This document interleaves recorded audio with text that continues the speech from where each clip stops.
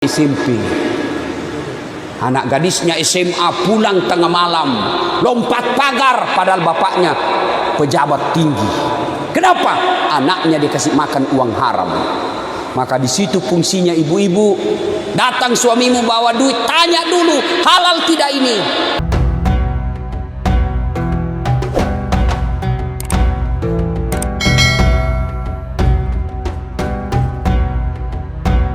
Assalamualaikum warahmatullahi wabarakatuh.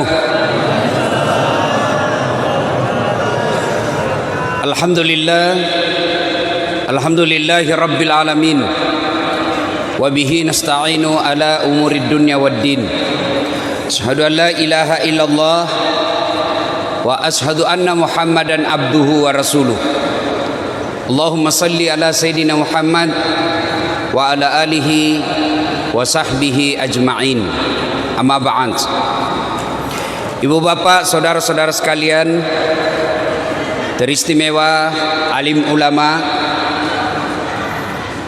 ada komandannya Paskas di sini, ada Ustadz Haji Lukman, dan terkhusus yang kita hormati Bapak Wakil Gubernur Provinsi Kalimantan Barat yang insya Allah dimuliakan dan dirahmati oleh Allah Subhanahu wa Ta'ala.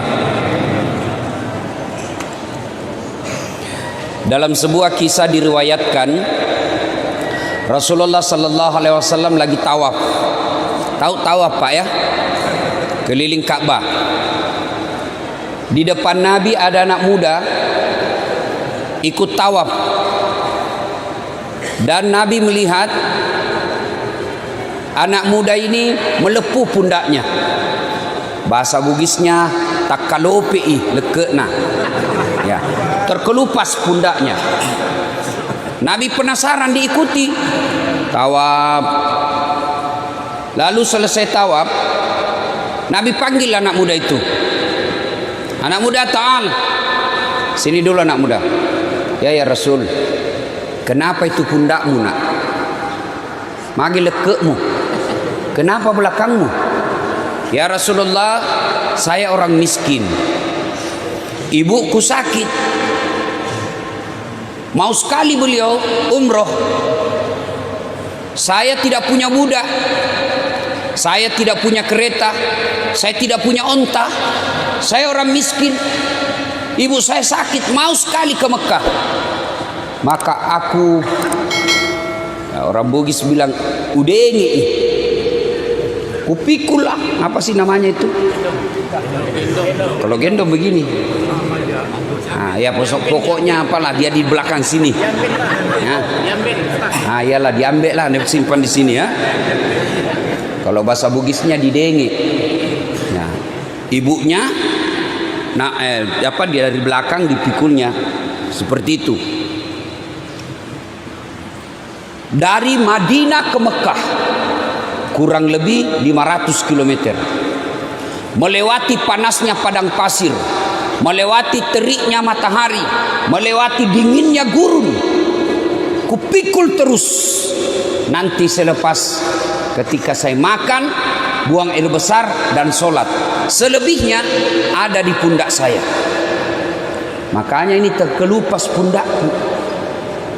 Lalu anak muda ini bertanya, ya Rasulullah, kira-kira kebaikanku ini sudah membalas kebaikan ibuku kepadaku?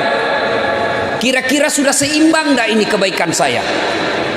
Nabi lalu menjawab, anak muda, alhamdulillah kau sudah termasuk anak yang soleh, tapi demi Allah kau belum bisa membalas kebaikan ibumu.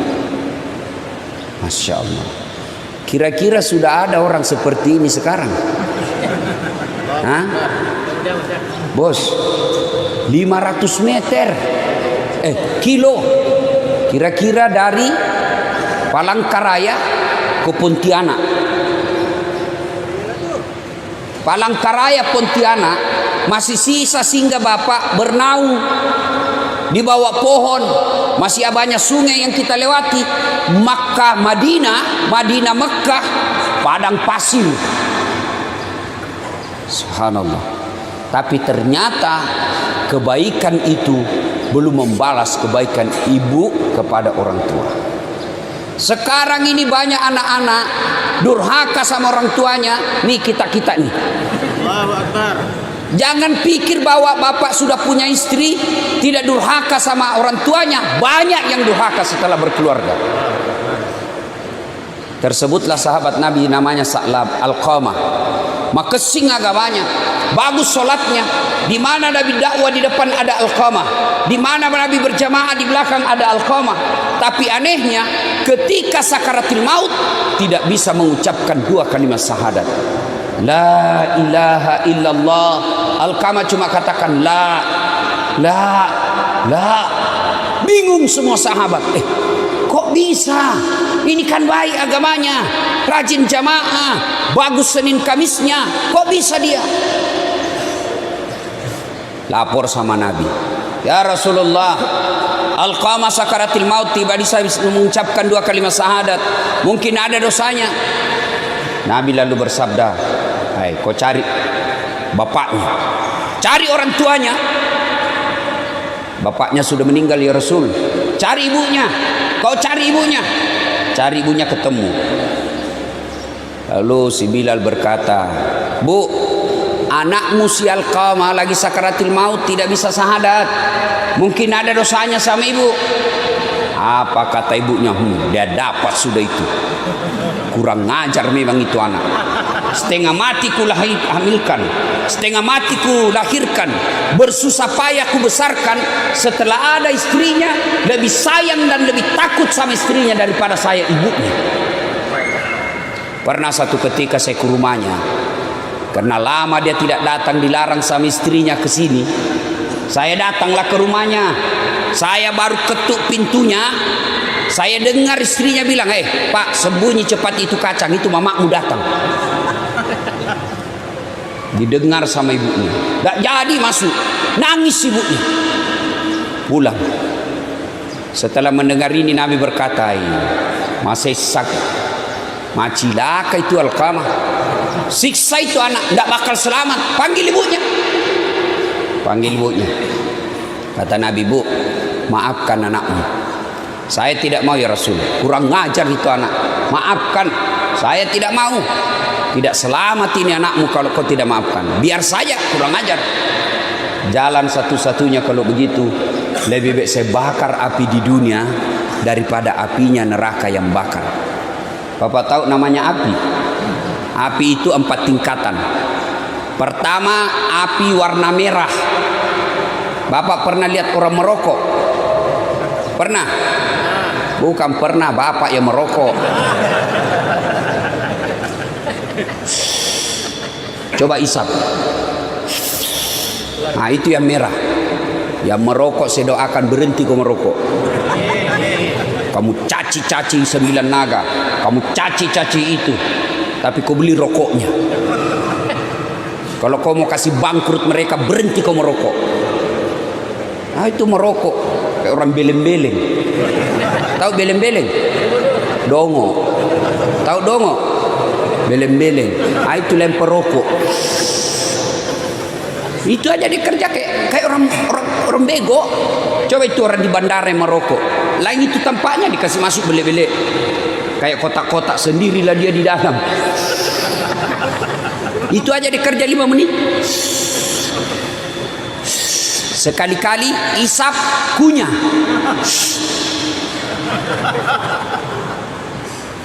Dan kalian yang merokok, jangan kasih asap muka sama kami.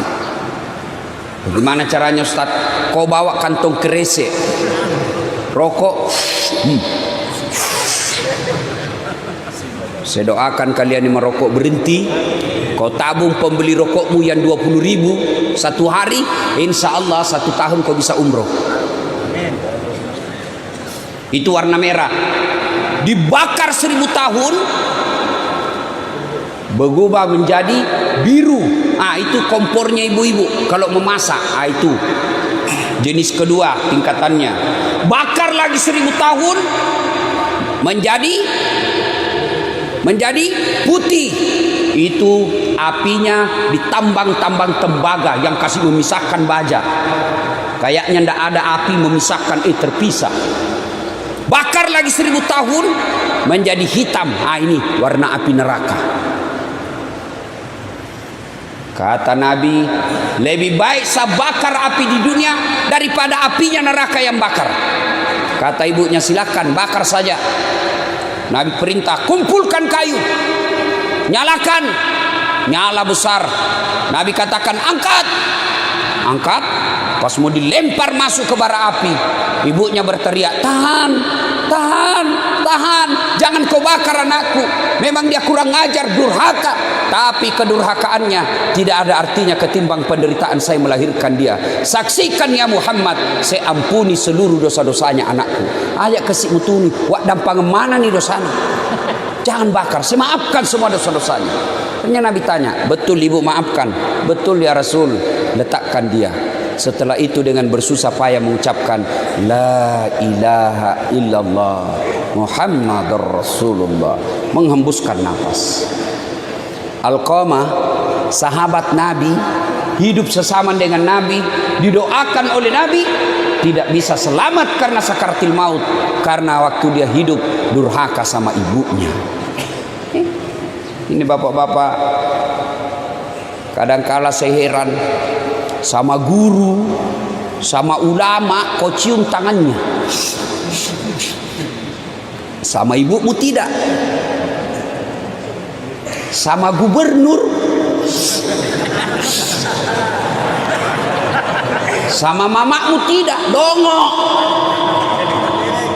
sama wali kota tidak.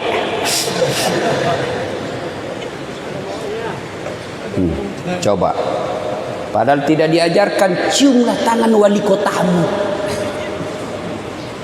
Kenapa tidak ada berkah bagi mereka yang durhaka sama ibu bapaknya? Kenapa? Tuh tanya itu ibu, tanya itu ibu. Ibu-ibu masih ingat waktu melahirkan? Ada ndak ibu-ibu melahirkan senyum? Keluar kona. Mentang-mentang dia kaya, keluar nak.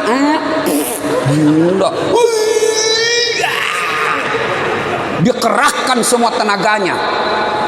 Tidak sedikit ibu-ibu wafat melahirkan anaknya. Saya baru-baru baca kisah kemarin. Berpuluh-puluh tahun setelah menikah tidak punya anak. Segala macam cara dilakukan, alhamdulillah hamil. Setelah hamil, konsultasi ke dokter. Setelah itu rahimnya alhamdulillah selamat. Ketika usianya 7 bulan mau melahirkan, dokter berkata, Bu, tidak bisa kau melahirkan normal. Kalau melahirkan normal, kau tetap ngotot memelihara ini anakmu, kamu yang mati, jiwamu yang mati. Pilihanmu 2. 1, anakmu dibuang, kamu hidup. 2, anakmu diselamatkan, kau yang mati. Suaminya sarankan sama dokter, tidak usah, biar istriku yang lanjut hidupnya. Tapi istrinya ngotot, biarkan saya melahirkan anakku. Begitu melahirkan, benar melahirkan, istrinya yang wafat. Sebelum meninggal ibunya, dia minta supaya dicium anaknya. Coba pengorbanannya ibu. Lihat sendiri tuh ibu-ibu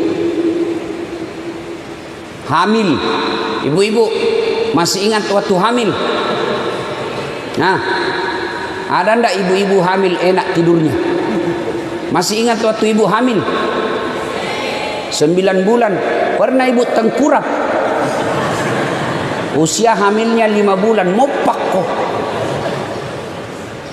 9 bulan itu ibu tidak tengkurap. 9 bulan. Bapak 1 minggu saja tidak tengkurap, pusing. Itulah ibu-ibu. Sudah lagi itu melahirkan, menyusui. Masih ingat waktu menyusui ibu? Waktunya tumbuh giginya.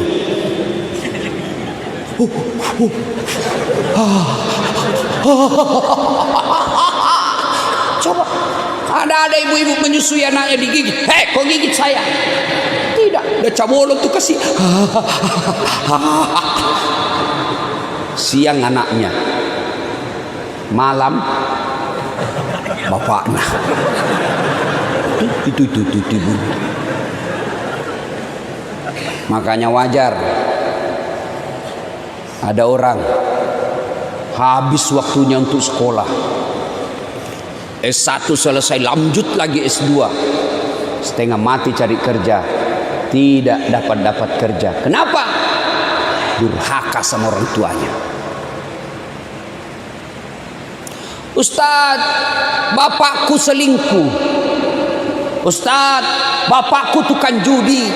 Ustadz, bapakku tidak sholat. Apa saya wajib taat kepada bapak saya? Kau belajar dari kisahnya Ibrahim alaihissalam. Ibrahim alaihissalam, bapaknya namanya Azor, produsen nyembah berhala. Dia yang bikin patung itu, bapaknya Ibrahim. Ibrahim mau ribut sama bapaknya, ditahan sama Allah. Sadar kau Ibrahim, bapakmu itu bapakmu, tapi dia nyembah berhala ya Allah. Bagaimanapun dia orang tuamu. Jangan kau ribut sama orang tuamu. Kau yang keluar dari desamu, keluar kau dari desamu, jangan kau lawan bapakmu. Itu Ibrahim. Sekarang kita coba lihat anak-anak kita, lihat sekarang di rumah Pak. Lihat itu anak-anakmu di rumah. Hilang itu yang namanya sopan santun. Zaman saya kecil, jangankan bicara kasar sama orang tua, menatap wajah orang tua sudah kita dianggap kurang ajar. Itu ada orang tua, ada tamu, ruang tamu. Lagi nongkrong, cerita-cerima bapak dengan tamunya. Lewat kita motong ruang tamu, dia kasih bola matanya bapak. Lari sudah kita Pak. Dapat lagi kita ini Pak Kabibi cubit. Sekarang anak-anak dikasih bola matanya bapaknya. Apa dia bilang? Kenapa matamu Pak? Itu anak-anak sekarang. Dinasehatin apa dia bilang? Itu kan dulu. Kalau cowoknya yang nasihati, terserah abang aja deh. Saya ikut aja deh bang. Mau tidur salam sayang selalu dari kekasihmu. Dongok. Itu anak-anak kita sekarang. Coba, bingung saya lihat anak-anak sekarang Pak. Sopan betul sama ceweknya, santun sama pacarnya. Padahal baru 2 bulan kenal, sopannya. Padahal itu cowok baik karena kau perkosa. Sekali bapaknya nasihat tidak mau mendengar, ibunya yang beritahu tidak mau mendengar. Dengar ini adik-adik sekalian. Ini yang masih anak-anak BG nih, yang masih jomblo fisabilillah. Biar kalian remaja masjid, puasa kalian Senin Kamis, tahajud tiap malam, menjadi ketua baik kesubuhan. Tapi kurang ajar sama ibumu. Kata Nabi, jangankan masuk surga, baunya surga diharamkan bagimu. Kalian yang masih hidup orang tuamu, baiklah sama ibu bapakmu. Betapa banyak orang ingin membahagiakan orang tuanya. Saya Pak, andai boleh saja ditukar. Itu bapak saya lihat bagaimana dihina sesepupu, bagaimana dihina ke satu kampung, kadangkala dilecehkan. Bapak saya itu petani penggarap Pak. Petani penggarap, sawahnya orang dikerja. Kalau naik 10 karung, bapakku dapat 1 karung, 9 karung untuk punya sawah. Kadang saya jalan kaki karena bermalam di sawah. Kadang saya lihat itu bapak saya. Nanti lepas saya dari tikungan, baru dia tinggalkan. Karena beliau tinggal di rumah sawah. Sawah bapak saya itu 11 kilo dari rumah. Tinggal di rumah sawah. Jadi kayak kau pulang sekolah waktu SMP, saya pulang sekolah langsung ke sawah, bantu orang tua. Nanti selesai sholat maghrib, baru saya pulang. Begitu cintanya namanya orang tua kepada anaknya, dia tunggu itu anaknya hilang dari pandangan, baru masuk rumah-rumah sawah. Kadangkala kita mau makan itu orang tua, Mau disuap. Dia sudah mau masuk di mulutnya, tapi dilihat anaknya, apa dia bilang? Kamu aja yang makan, nak. Bapak kenyang. Sayang, 1000 sayang bapak saya tidak sempat melihat saya seperti sekarang. Maka kalian yang punya orang tua, bodoh kalian kalau tidak memanfaatkan itu. Bodoh kalian kalau tidak memuliakan orang tuamu sekarang. Itu pintu masuknya surga. Itu pintu masuknya surga dengan segampang-gampangnya. Biarkan orang menghinamu, biarkan kau kontrak-kontrak rumah, biarkan pekerjaanmu seadanya, tapi kau muliakan orang tuamu. Itu yang membuat kamu gampang masuk surga. Biar tinggi pangkatmu, duitmu banyak, tabunganmu bermiliar-miliar, tapi kau lalaikan orang tuamu, demi Allah kau tidak akan masuk surga. Kenapa kalian yang masih punya orang tua tidak memanfaatkan itu? Ladang surga itu orang tuamu. Apalagi kalian yang sakit ibu bapakmu, itu Allah sayang kalian. Dia sayang kau Tuhan, nah kasih kau pintu gampang masuk surga. Lalu kenapa ketika orang tuamu sakit kau mengeluh? Tidak semua orang, tidak semua anak dikasih cobaan melawat orang tuanya. Kalian kembali kalau masih hidup orang tuamu, muliakan orang tuamu meskipun dia tidak sholat. Imma yablughanna indakal kibra ahaduhuma aw kilahuma fala taqul lahumā uff wa la tanharhumā wa qul lahumā qawlan karīmā. Apabila kedua orang tuamu sudah dalam pemeliharaanmu, sudah tua dalam pemeliharaanmu, jangan kau berkata saja dilarang, ajak mubalai. Jangan kau bantah orang tuamu. Itu perintah Quran, bukan perintah ulama, perintah Quran. Jangan kau berkata kepadanya. Wala tanharhuma wa qul lahumā qawlan karīmā. Berkata-katalah dengan qawlan karīmā, kata-kata yang mulia. Ustaz, sakit ibuku sudah 2 tahun. Ladang amal bagi kalian. Bisa jadi kalian 5 bersaudara, sakit ibumu, ada orang di antara 5 ini dia gunakan untuk masuk surga secepatnya. Ada juga yang membuat gara-gara sakit ibunya lebih gampang dia masuk neraka. Urus saja masing-masing. Sakit ibu, barangkali yang pejabat tidak punya waktu, sayangi ibumu dengan ongkos biayanya, urus biayanya.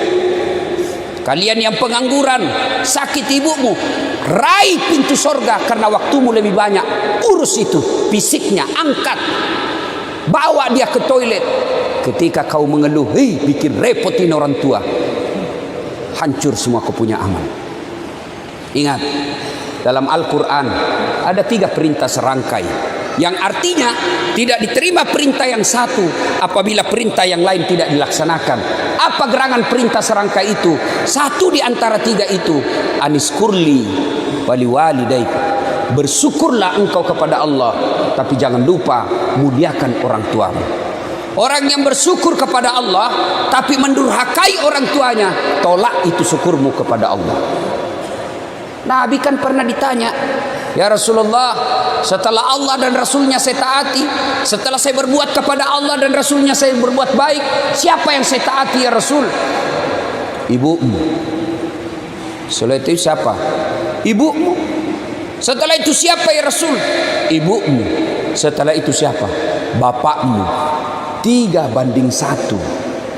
Kenapa ibu 3 kali? Ternyata kalau kita pelajari, kenapa ibu 3 kali disebut? Karena ada 3 kelebihan ibu yang tidak dimiliki bapak.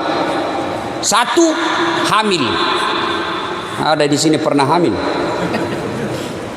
Paling kita menderita kalau ngidam. Iya toh? Ada di Makassar, Ustaz, apa doanya supaya berhenti ngidam istriku? Saya bilang, ngidam apa istrimu? Dia bilang, nanti dia bisa tidur kalau dia lihat saya duduk di atas lemari. Menderita kau terus. Jadi kalau jam 10 mau tidur istrinya, setengah 10 sudah naiklah dia duduk di atas lemari. Belum berhenti kau, dikasih bodoh-bodoh kau istrimu itu. Tidak ada itu ngidam. Oi ibu, oi. Tidak ada itu ngidam. Mamanya istriku dulu ngidam. Saya mau, tidak ada itu ngidam. Berhenti. Kedua, melahirkan. Ketiga, menyusui.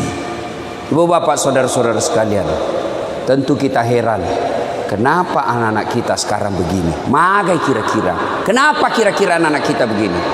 Apakah sepenuhnya salah anak? 90% salahnya orang tua. Kenapa bisa Ustaz? Coba lihat. Satu, apa yang kita kasih makan anak-anak kita. Kalau ibu bapak sudah memberi makanan haram anaknya, maka jangan heran anak nanti pun besar selalu berpikir yang haram-haram. Coba lihat anak-anak pejabat yang korup.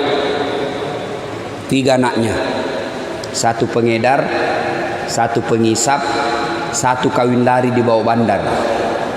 Coba itu. Tapi coba lihat anak-anak guru mengaji. Coba, apa mau korupsi guru mengaji? Bapakku guru ngaji, sampai sekarang masih ada warisannya itu. Anak santrinya lebih 60 di rumah, bukan TKTPA, yang model ngaji kampung, orang Bugis. Alepura senaa, alepure wanai, alepura panau, aiu. Itu sampai sekarang itu. Ibu saya 84 tahun masih di Yesus itu. Jadi kalau sambil cobek-cobek itu ibu-ibu guru ngaji kan dulu begitu. Sambil dia kerja, salai, malampei, salah kok, kasih pendek itu, berdegung itu. Sambil cobek-cobek itu dia tahu. Dan gratis. Ada yang basi kencing, dia datang bawa di rumah. Saya tanya ibuku, berapa dibayar itu 1 orang mak? Dia nama kamaja, tidak membayar. Sedangkan kau kasih gratis, nah marah-marah. Apalagi kalau suruh kau bayar. Itu paling bayarnya sampai sekarang. Bayarnya apa? Bukan duit. Apa? Ayam. Macera namanya. Baru masuk bawa ayam jago. Nah, dipotonglah itu anunya. Di atasnya taliknya orang Bugis bilang. Baru modus supaya ada ritualnya. Itu darah-darahnya dikasih di sininya. Tidak ada? Saya biarkan saja.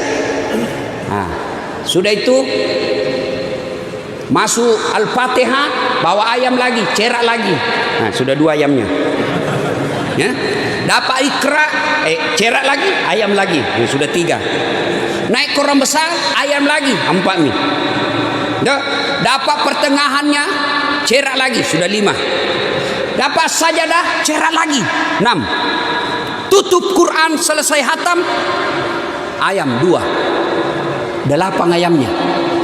Saya pernah tanya, mak, kenapa banyak sekali itu ceraknya? Banyak ayamnya. Dia bilang, ya itulah untung kita. Itu korupsinya kasihan guru mengaji paling itu. Tapi coba anggota DPR, langsung. Maka jangan heran banyak anak anggota DPR, bapaknya terhormat, anaknya narkoba.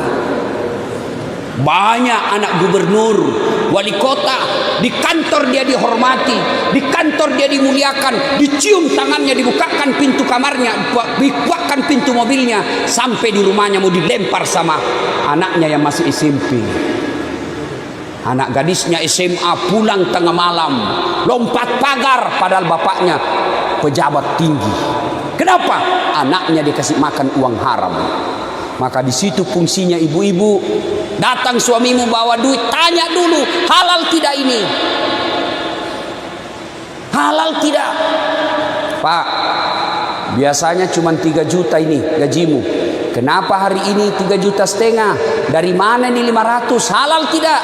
Kalau halal kasih masuk. Kalau haram enggak mau. Kalau kau mau mencuri, kau aja yang makan. Itu baru istri yang hebat. Bisa ibu?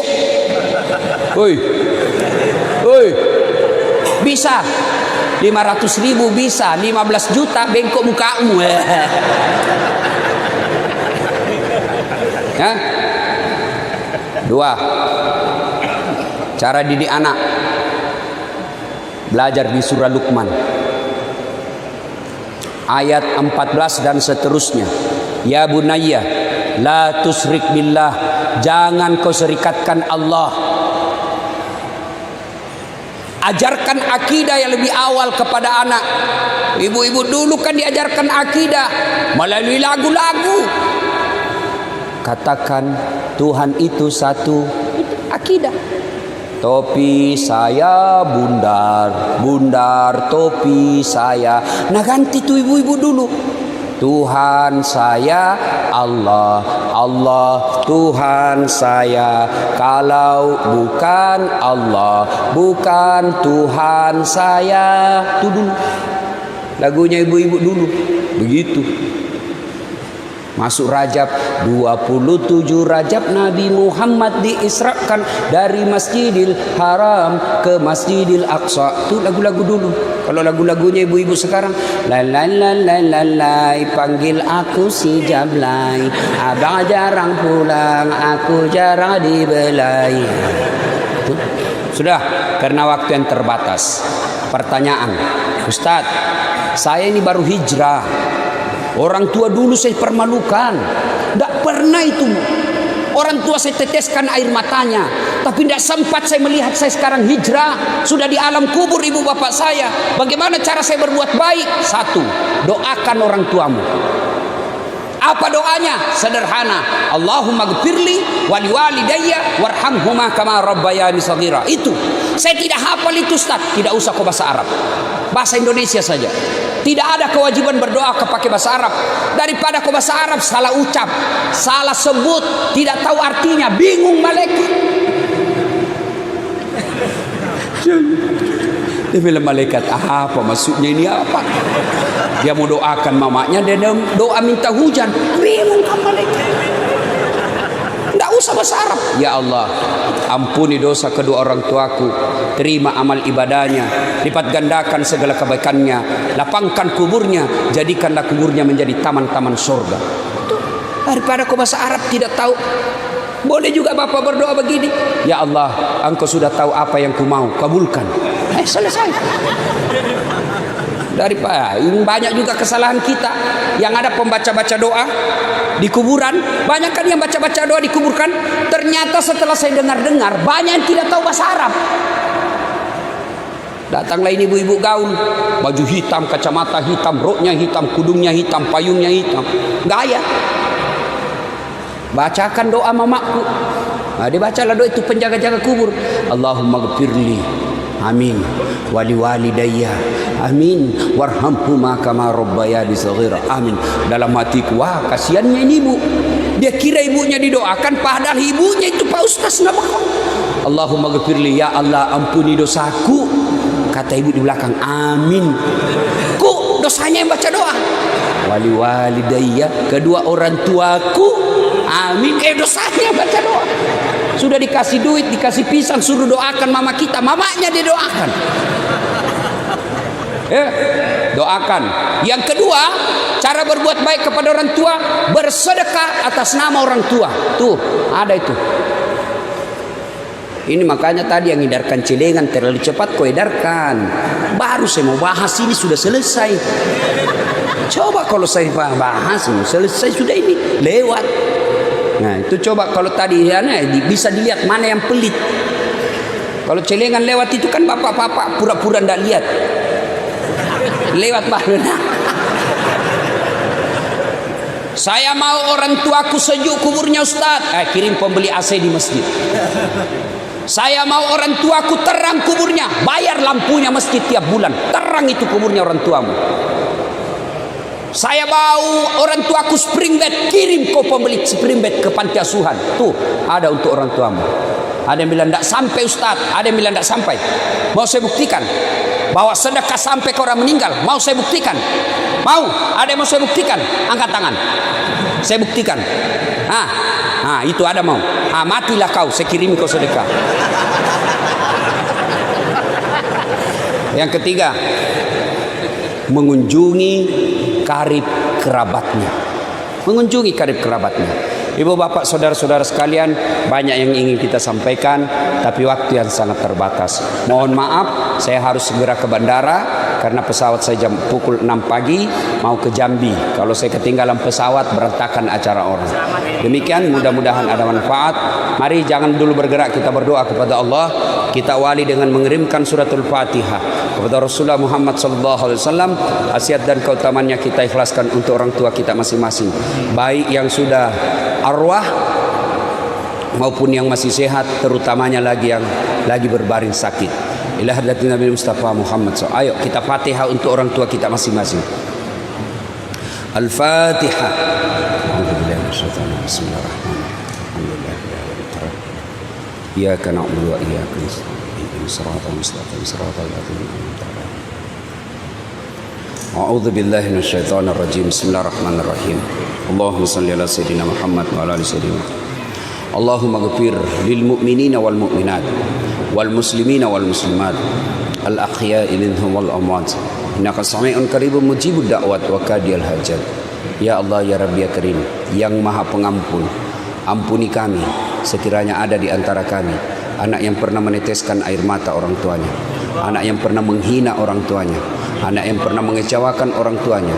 Ampuni kesalahan kami, ampuni kebodohan kami, dan yang lebih penting ya Allah, berikan kami umur yang panjang, berikan kami rezeki yang cukup agar kami bisa membahagiakan sisa hidup orang tua kami, agar kami bisa umroh dan haji bersama orang tua kami ya Allah.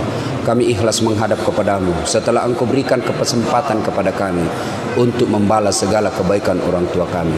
Jangan Engkau panggil ruh kami, jangan Engkau hadapkan kami menghadapi sakaratul maut sebelum kami membahagiakan orang tua kami, sebelum kami sempat membahagiakan sisa hidup orang tua kami ya Allah. Ya Allah, ampuni kami sekiranya ada di antara kami anak yang pernah meneteskan air mata orang tuanya, anak yang pernah mempermalukan orang tuanya, anak yang pernah mengecewakan orang tuanya, dan orang tuanya tidak sempat lagi melihat anaknya ya Allah. Orang tuanya telah berada di alam kubur ya Allah, tidak sempat mohon maaf anaknya kepada orang tuanya ya Allah. Ampuni kesalahan kami, ampuni kebodohan kami, ampuni kehilapan kami. Jangan Engkau hukum orang tua kami atas dosa yang kami lakukan, jangan Engkau azab orang tua kami atas maksiat yang kami lakukan ya Allah. Ampunilah kebodohan kami ya Allah. Ya Allah yang memberi hidayah dan petunjuk, berikan hidayah kepada anak kami ya Allah. Berikan hidayah kepada anak kami ya Allah. Jangan Kau biarkan anak kami larut dalam maksiat, jangan Kau biarkan larut dalam maksiat melaksanakan dosa dan kesalahan ya Allah. Bimbing dan tuntun anak-anak kami ya Allah. Allahumma ghfir lana, Allahumma ghfir lana, Allahumma ghfir lana wali walidaina warhamhuma kama rabbayana shaghira. Rabbana la tuzigh qulubana ba'da idh hadaitana wa hab lana min ladunka rahmah innaka antal wahhab, innaka antal wahhab.